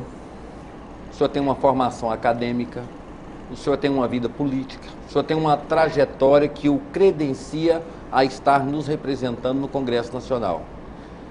Como é que se explica para o pessoal o senhor no plenário, claro que isso não vai acontecer, mas o senhor fazendo um discurso no plenário e o Tiririca sentado ouvindo o senhor, aí depois o Tiririca subindo ao plenário para fazer um discurso e o senhor ouvindo? Pode ter certeza que não vai acontecer. O Tiririca é deputado. Não, mas eu sei, não. Mas temos reuniões do Congresso. Eu estou projetando. Não, mas nós temos reuniões do Congresso. Exato, existem momentos que isso vai acontecer. Mas, da mesma forma que Clodovil era culto. O caso tem uma do Tiririca vantagem. ainda não está definido ainda. O caso do Tiririca é uma briga que existe com a justiça, com o que está acontecendo, que ele não mas provou ainda dificilmente nada. muda. Ele vai ser do diplomado. partido é porque se perder o Tiririca, o partido deve perder em torno de 4 milhões de fundo partidário. Mas o isso, cerne... nem é pelo deputado, sim pelo dinheiro do fundo partidário. Porque o deputado, o partido está pouco se lixando para ele. O cerne da minha pergunta é justamente o seguinte: nós não deveríamos ter juristas lá, pessoas igual ao senhor, pessoas igual a políticos que perderam o mandato, que não foram reeleitos, políticos sérios. Como é que uma pessoa... Mas olha, um caso. O do Tiririca até vou brincar um pouco, já que eu falo muito bravo aqui às vezes. Tem uma vantagem o Tiririca, né? Quando ele falar, como ele não sabe ler, ele não vai poder ler discurso escrito por assessor. Mas vai falar contra piada, vai falar bobagem. Então o que ele fala é dele mesmo, não é de assessor nenhum, né? Porque muitos políticos leem o discurso sempre e você nunca sabe o que eles pensam, né? Você pode saber o que o assessor pensa, não ele. Enfim, mas isso é uma brincadeira. Eu acho que o Congresso é a representação da sociedade. Cara da nação, né? Mas é a fotografia. É a fotografia, o rosto do país. Mas não é a mesma coisa você pegar um médico e colocar um açougueiro? Porque o político, as pessoas não têm ideia, mas eles vão definir... Mas eu não vejo mal em que pessoas menos letradas cheguem ao parlamento. Pode ser até elas são mais fáceis de serem corrompidas. Até porque muitas vezes essas pessoas são até mais inteligentes do que outras, têm mais sensibilidade e podem até representar melhor. Não tiveram oportunidade de frequentar uma universidade, mas possuem uma experiência. O presidente Lula é um homem inteligente. Ele não fez graduação alguma, não estudou, não é? Mas chegou à presidência da República. Não chegou de graça, chegou por ser, evidentemente, um homem inteligente. Então, há pessoas inteligentes que podem prestar uma contribuição, mesmo não tendo uma formação universitária. O caso do Tiririca é muito mais um voto de protesto, eu imagino, né? E São Paulo é interessante, é um fenômeno paulista, né? Porque toda eleição vem um.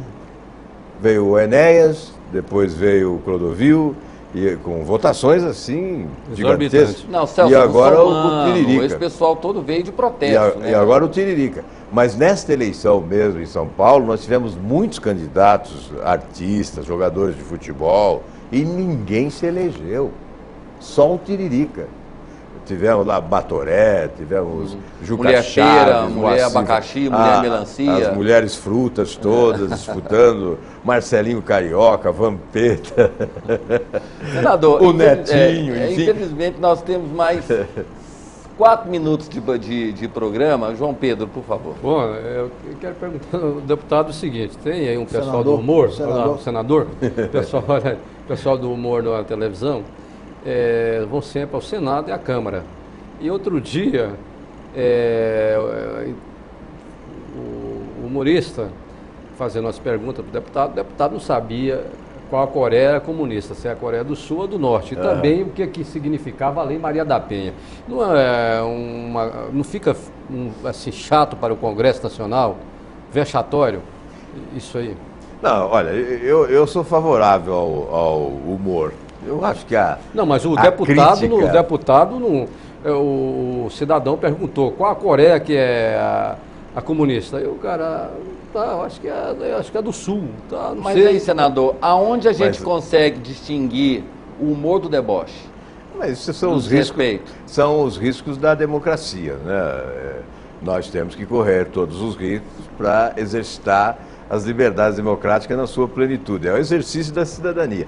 Agora, eu acho que tem que haver respeito, mas o humor inteligente, a ironia, o sarcasmo, isso faz parte da crítica. Eu acho que a crítica se torna inteligente e agradável quando há uma ironia fina e quando há o humor, não é?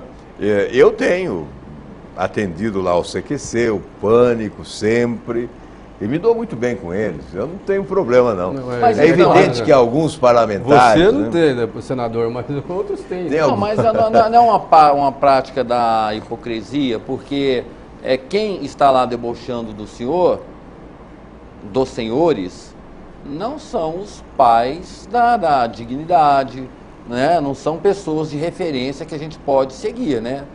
Mas eu acho que, primeiro, é democrático, né? E nós que estamos lá para representar a população, temos o dever de sempre estar abertos, né, a todos que nos questionam. A forma de questionamento é uma outra questão, né?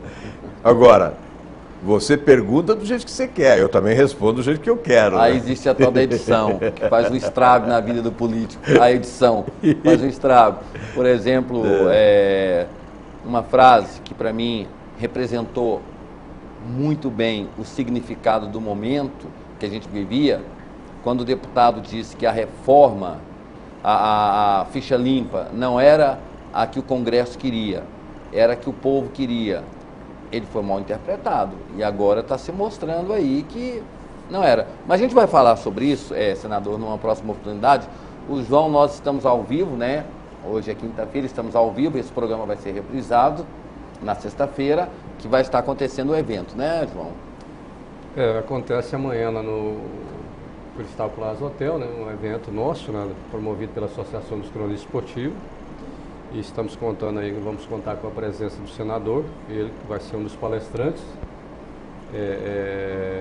amanhã, pela manhã, logo no início, né? Até porque ele tem que viajar próximo do meio-dia, né, senador? Curitiba. Para Curitiba.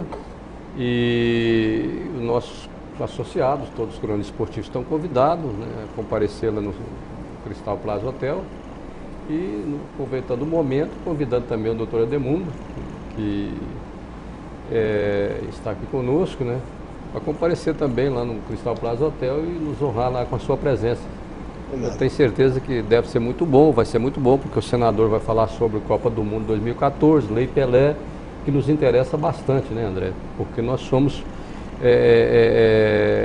o pai da matéria nesse sentido, né? Nós trabalhamos com futebol e nos interessa muito para as equipes de esporte, tanto de rádio quanto para televisão. Não, Pedro, eu acho que até Goiânia deveria, Goiás, especialmente Goiânia, deveria reivindicar ser uma espécie de subsede, né? A sede, o apoio à sede. O Brasil está ali próximo, né? 20 minutos de avião, porque teria vantagens, né? Treinamento de uma seleção aqui traria benefícios, né? Benefícios para a cidade, para a população. Nós aprovamos alterações da legislação que beneficiam não só os municípios sede, mas aqueles que se constituem município apoio à sede, né? Que é a questão da ampliar a capacidade de endividamento e os benefícios fiscais para a execução de obras, né? De melhoramentos com o objetivo de se instalar, né? Uma sede de apoio, né? Uma espécie de centro de treinamento da seleção. Isso vai acontecer, né? Isso está previsto no projeto da Copa 2014. Minha preocupação, senador, é que nós vamos ter tantos engenhões aí depois da Copa do Mundo, né? Essa é uma coisa... Elefantes brancos, né? Dramática, né? Dinheiro público jogado nisso e depois os elefantes brancos ficam. O povo paga isso muito caro, né? Portanto, André, você sabe disso que amanhã a palestra do senador vai ser bastante quente e apimentada, né? Porque nós vamos falar de Copa do Mundo, vamos falar de Lei Pelé e interessa muito a imprensa esportiva e também ao goianiense. De repente, quem sabe que o senador se habilita a nos ajudar e tentar batalhar para trazer aí alguma coisa em relação à Copa de 2014 para Goiás, né? Porque Goiás tem condições, é um estado grande, tem times disputando aí a Série A, a Série B do Campeonato Brasileiro, ao contrário de outros estados que tem time na Série C e na Série D. Doutor Edemundo, a última pergunta para o senador Álvaro Dias, que já estamos 2 minutos estourados. Não, eu queria mesmo era cumprimentar o senador, dizer que o Brasil tem acompanhado a sua performance ali no Congresso Nacional, no Senado Nacional, e que a oposição, dentro do quadro eleitoral que se afigurou depois das eleições, é muito preocupante. Eu vejo aí, por exemplo, a composição do Senado, de 11 ministros, 8 já foram indicados pelo atual governo, o próprio TCU, quer dizer, as instituições que são fiscalizadoras e tal. Tudo isso, a minha preocupação é que tudo isso vai aumentar ainda mais o trabalho da oposição lá no Congresso Nacional. Os senhores vão ser verdadeiros arautos aí e vão ter um desafio muito grande. Mas eu acho que o senhor tem representado bem esse papel lá no Congresso Nacional, e eu quero só agradecer a sua presença aqui, dizer que Goiás lhe admira, não é? E que nós estamos aqui de braços abertos sempre para recebê-lo. É um grande prazer para nós, goianos, a sua presença aqui no nosso estado. Muito obrigado. Eu acho que colocou um ponto essencial, a defesa das instituições, porque nós não podemos, de forma alguma, destruir as instituições. O Congresso Nacional, por exemplo, o Poder Legislativo, é uma instituição essencial ao Estado de Direito. Lá estão fincados alicerces básicos. Nós podemos combater, condenar e expurgar aqueles que não honram seus mandatos, mas temos que preservar a instituição, porque nós somos passageiros, nós somos transitórios, eventuais, substituíveis. A instituição é permanente, é definitiva e insubstituível na democracia e tem que ser preservada. Eu acho que esse é o papel das pessoas inteligentes, né? Exatamente valorizando a instituição.